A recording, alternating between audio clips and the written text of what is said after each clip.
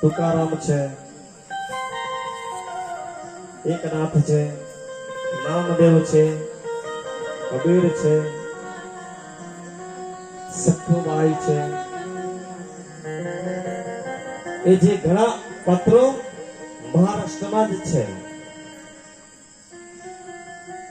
હવે સખુબાઈ ટૂંકમાં આપણે એનું તમને સમજાવું કે જે વિઠ્ઠલ પાંડુરંગા એની ભક્ત છે.